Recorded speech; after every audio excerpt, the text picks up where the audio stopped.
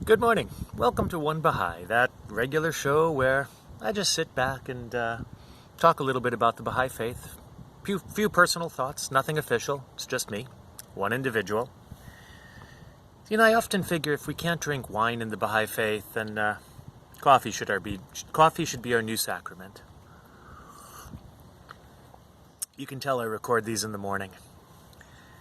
So, I'm reading a book by Pope Benedict, and I find it quite fascinating.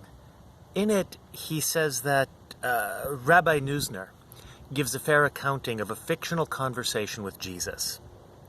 Now, part of what the Pope, says is, and you can tell I'm reading from a screen here, Neusner has just spent the whole day following Jesus, and now he retires for prayer and Torah study with the Jews of a certain town in order to discuss with the rabbi of that place. Once again, he's thinking in terms of contemporaneity across millennia. He's thinking about all that he has heard. The rabbi cites from the Babylonian Talmud.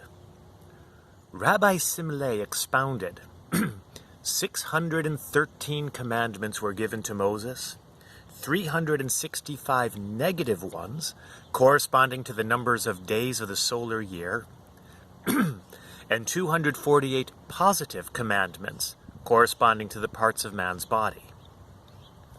David came and reduced them to 11. Isaiah came and reduced them to 6. Isaiah came again and reduced them to 2. Habakkuk further came and based them on 1, as it is said, "But the righteous shall live by his faith." Habakkuk 2:4. Neusner then continues his book with the following dialogue. "So," the master says, "is this what the sage Jesus has to say?" "Not exactly, but close." "Well, what did he leave out?" "Nothing." Well then, what did he add?" "Himself." According to Neusner, and Pope Benedict agrees, Jesus added himself into the picture. Now, I find this a fascinating summary, and accurate as far as I can tell. You see, what occurs to me is that it comes down to a simple question of authority. By what right, by what authority does Jesus tell that young rich man, "If thou wilt be perfect, go and sell what thou hast, and give it to the poor, and thou shalt have treasure in heaven, and come and follow me"? The rabbi feels, and with a degree of correctness, that it should be "come and follow God." And the Pope believes, again, with a degree of correctness, that this is exactly what Jesus is saying. Interestingly, the question can also be turned around and asked of the rabbi, by what authority did Moses speak? I remember a dinner conversation I had a number of years ago, and in the course of this conversation, my friend who was Jewish said, "So this guy just comes and says he has a message from God, and you believe him?" My response was, "Well, yeah, isn't that what Moses did?" You see, the question is the same. By what proof do you accept the messenger that you follow? By what proof do you accept their authority?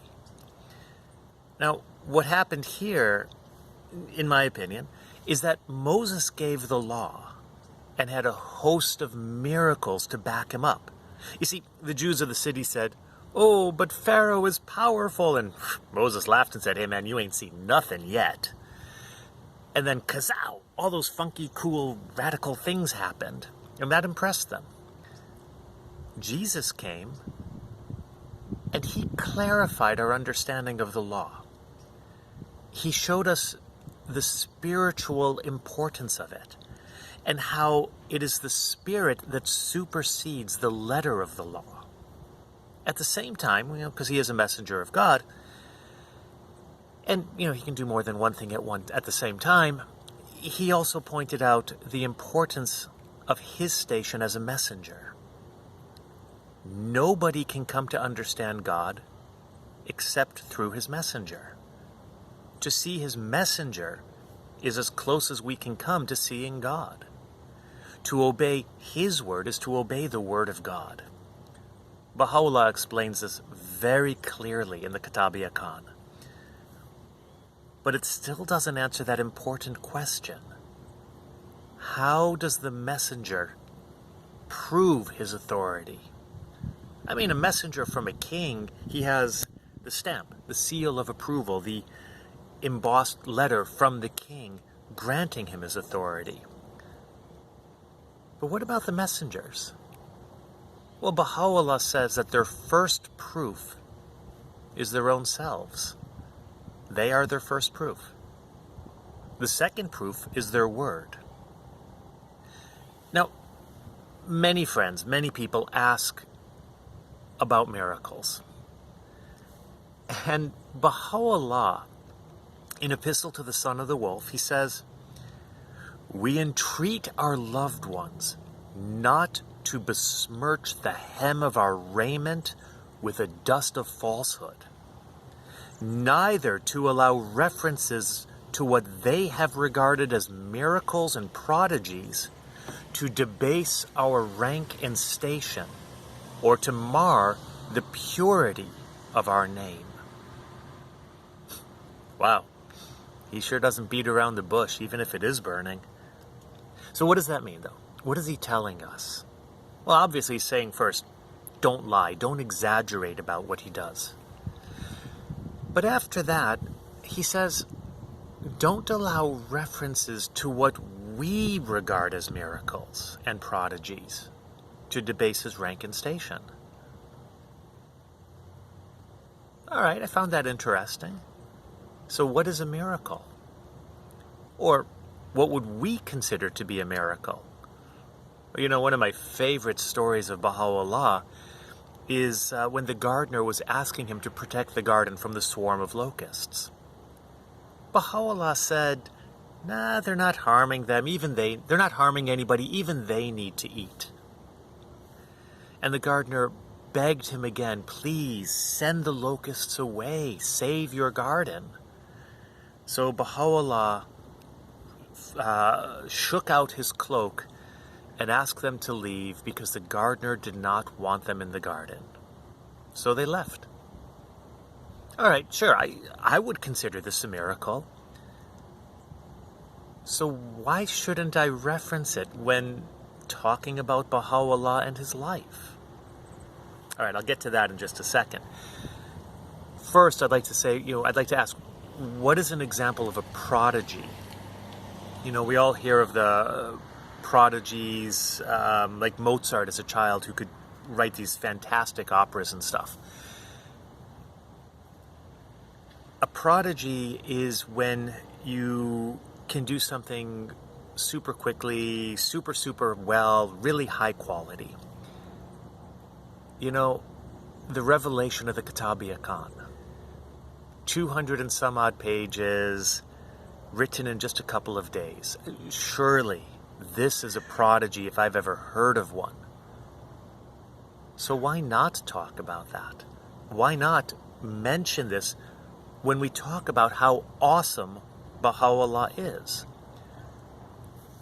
Well, I think it's because if we use the miracles and prodigies as proofs, we may be wowed, but our hearts are not necessarily changed.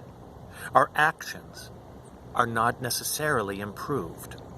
The overall effect of the revelation is diminished. And don't forget, we can retard the growth of the faith. We can slow it down, but we cannot stop it.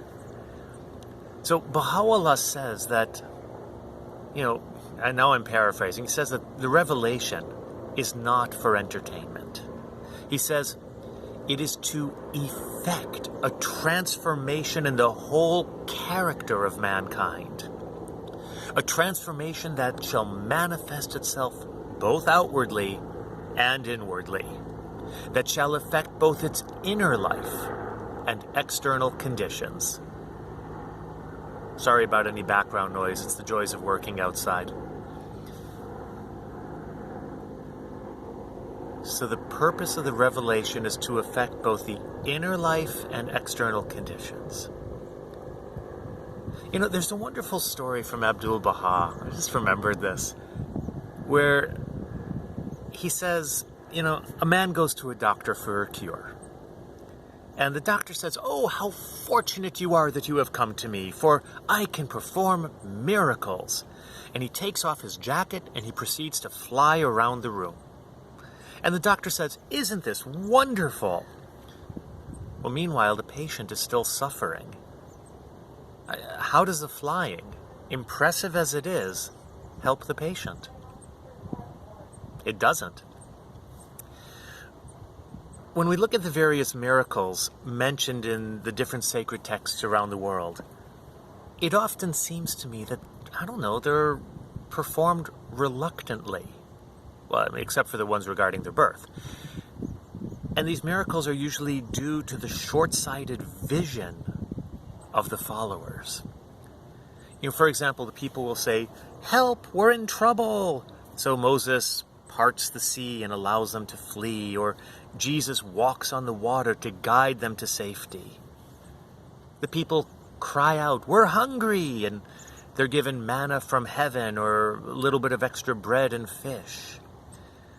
"My garden will be ruined," and the locusts are turned away. Or in another story, the mulberry tree no longer gives its fruit, which condemns it to be only fit for the fire, I guess.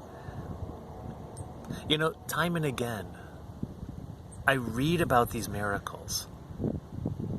And I don't know, maybe it's just me, but they seem to be more of an indictment against the followers than praise of the messenger. But let's go back to the beginning for a second, and a quote from Matthew, the one where Jesus says, "Come and follow me." What does he mean by that? Some have seen it as an indication of identity with God. But I don't know, I don't quite see it that way. I read it more as an indication that he has been further down this path of life that we're all walking. He knows where he is going, so we should follow him.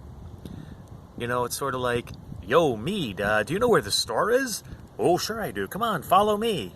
I'll take you there." "Sure." "Hey, Mead, do you know where heaven is?" "No, I don't, but Baha'u'llah does, so follow him."